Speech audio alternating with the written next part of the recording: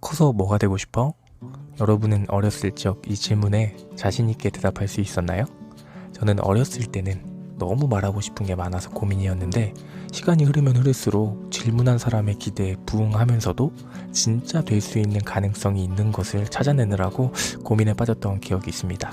질문을 조금 바꿔서 지금 여러분께 다시 한번 물어보겠습니다. 여러분은 현재 일에 만족하세요? 지금은 뭐가 되고 싶으세요? 학창 시절과는 다르게 저는 지금은 선생님이라는 직업이 있지만 작가, 유튜버, 블로거, 투자자, 책방 주인 등 되고 싶은 게 너무 많습니다. 일명 엔잡러를 꿈꾸는 거죠. 하지만 이렇게 말하면 꼭 돌아오는 말이 있습니다. 차라리 한 가지를 제대로 해보는 게 어때?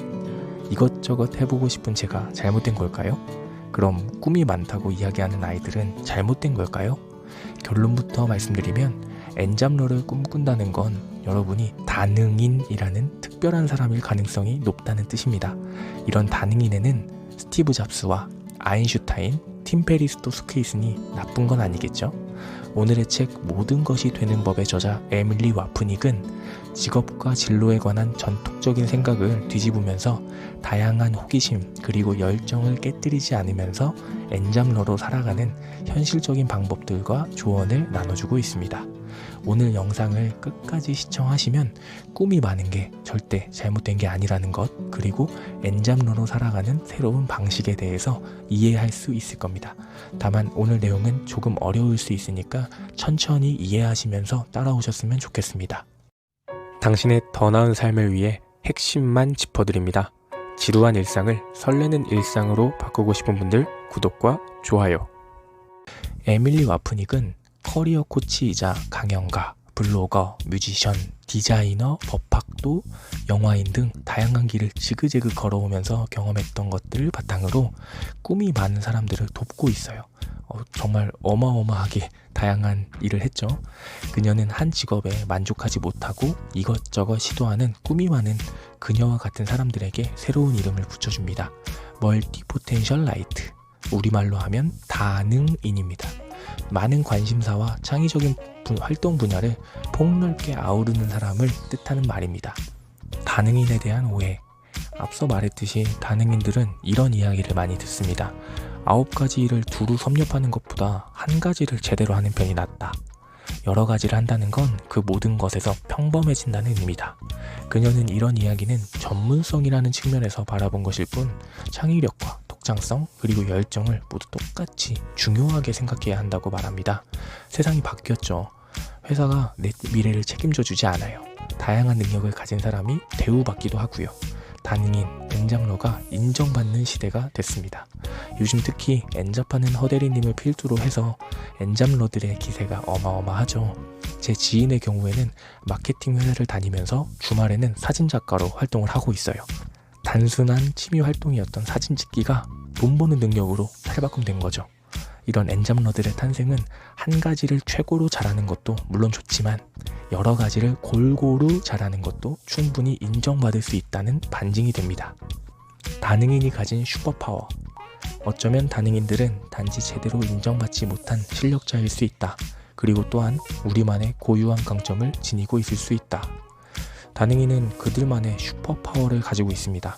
다양한 아이디어를 통합하고 수많은 경험을 바탕으로 다른 지식을 빠르게 습득하면서 어떤 역할을 맡든 잘 해내는 적응력까지 가지고 있습니다. 예를 한번 들어볼게요. 코로나 사태 이후에 온라인 개학이 확정이 되면서 교육계에도 많은 변화가 생겼습니다. 쌍방향 소통으로 선생님이 직접 수업을 온라인으로 진행하는 방법이 하나의 대안이 되었는데요. 물론 처음이라 시행착오가 많겠죠. 다만 저는 유튜브도 해봤고 온라인 독서 모임을 하면서 화상회의 프로그램도 많이 다루어 봤어요. 그래서 이런 상황이 크게 당황스럽지 않아요. 다른 분들보다 빠르게 적응하고 새로운 아이디어도 만들어낼 수 있는 거죠. 그냥 즐겁게 했던 것들이 저만의 슈퍼파워로 탈바꿈한 겁니다. 우리 주변에도 이런 슈퍼파워를 가진 다능인이 많습니다. 대표적인 사람의 애플의 스티브 잡스와 타이탄의 도구들의 저자 팀 페리스입니다. 스티브 잡스는 기업가 겸 발명가 그리고 산업 디자이너로 우리가 아는 컴퓨터, 스마트폰 뿐만 아니라 음악이나 애니메이션 분야에서도 혁신을 이루어냈어요. 또 팀 페리스는 강연가이자 기업가, 연기자이면서 심지어 탱고 춤에서 기네스 세계 기록을 보유하고 있고 우슈 챔피언이라고 합니다. 엄청나죠? 다능인들이 일하는 4가지 방식. 나는 행복한 다능인들이 대부분 다음의 4가지 직업 모델 중 하나를 사용한다는 사실을 발견했다. 그룹 허그 접근법, 슬래시 접근법, 아인슈타인 접근법, 피닉스 접근법. 영어 이름이라 말이 어렵게 들리는데 쉽게 설명해 보겠습니다. 그룹 허그 접근법은 요리와 교육을 좋아하면 요리 교실을 운영하는 것처럼 다양한 관심사를 한 번에 포용할 수 있는 직업을 갖는 거예요.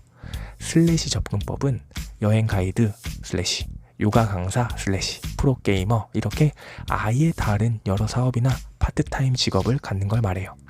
아인슈타인 접근법은 실제 아인슈타인이 특허원에서 일하면서 다양한 과학적 분야에서 혁신을 이루어냈기 때문에 그것을 바탕으로 이름 지어졌는데요.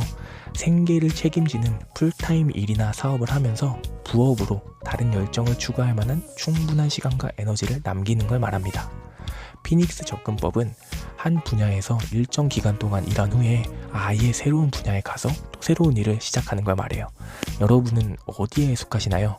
만약 여러분이 회사를 다니다가 퇴사하고 콘텐츠 크리에이터로 활동하고 있다. 그러면 피닉스 접근법을 활용하고 계신 거고요. 저처럼 교사라는 직업에 풀타임으로 종사하면서 그 외의 시간에 열정을 쏟는 그런 분들은 아인슈타인 접근법에 속하는 겁니다.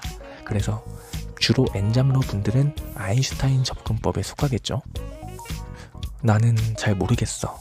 여전히 헤매고 계신 분들께서 자신에게 맞는 걸 찾아보게끔 하는 그런 안내서 정도로 생각하시면 좋겠습니다.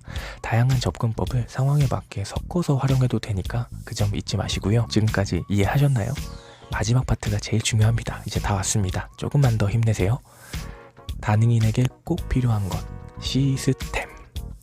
철학자들과 지식인들이 존재하는 동안 인류는 어떻게 하면 더욱 생산적일지에 대해 생각하고 글을 남겨왔다.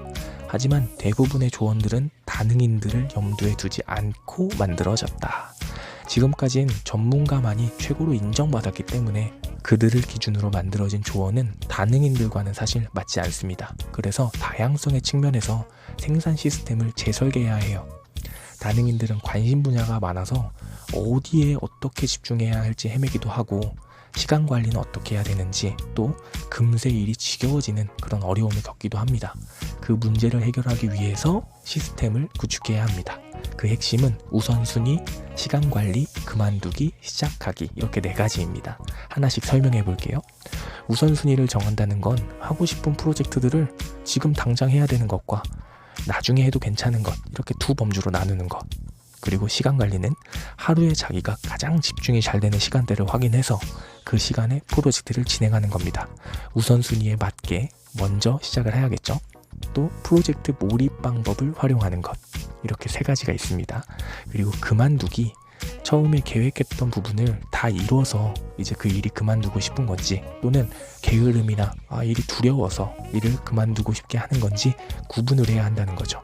전자라면 당장 그만두고 다른 일을 해도 상관이 없답니다. 시작하기. 타이머를 활용한 포모도로 기법을 활용하면 좋다고 나옵니다. 타이머를 25분에 맞추고 하나의 프로젝트를 진행하는 거예요. 그리고 5분 쉬고 또 바로 25분 동안 프로젝트를 진행하는 거죠.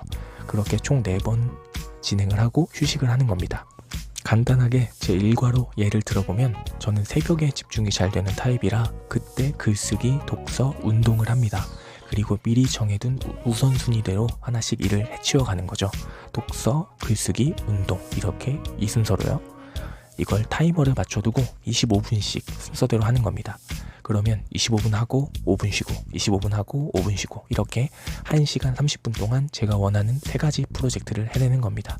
또 한 달 동안 에세이 쓰기, 한 달 동안 인스타 키우기 이렇게 몰입 프로젝트도 활용하고 있어요. 만약 그러다 하기 싫어지면 이게 내가 이 영역에서 공부하고 싶은 걸 다 끝나서 지겨워진 건지 아니면 단순히 게으름인지 판단해서 프로젝트를 끝까지 할지 말지를 결정짓는 겁니다. 지금까진 다양한 꿈을 가졌다는 건 갈팡질팡하면서 하나에 집중하지 못하는 것으로 인식되곤 했는데요. 이제는 다능인이라는 이름을 알게 되었으니까 그 이름으로 오히려 세상을 진두지휘할 수 있는 능력을 가지고 태어났다고 생각하시면 어떨까요? 끝으로 저자의 테드 강연 영상을 띄워드리면서 영상을 마무리하려고 합니다. 하고 싶은 게 너무 많아서 고민인 분들, 하나로 결정하려고 고민하실 시간에 하고 싶은 모든 걸 하나하나 어떻게 이뤄나갈지 즐겁게 고민하시면서 다능인의 인생을 펼쳐나가시길 응원합니다. 당신의 더 나은 삶을 위해 핵심만 짚어드립니다. 지루한 일상을 설레는 일상으로 바꾸고 싶은 분들 구독과 좋아요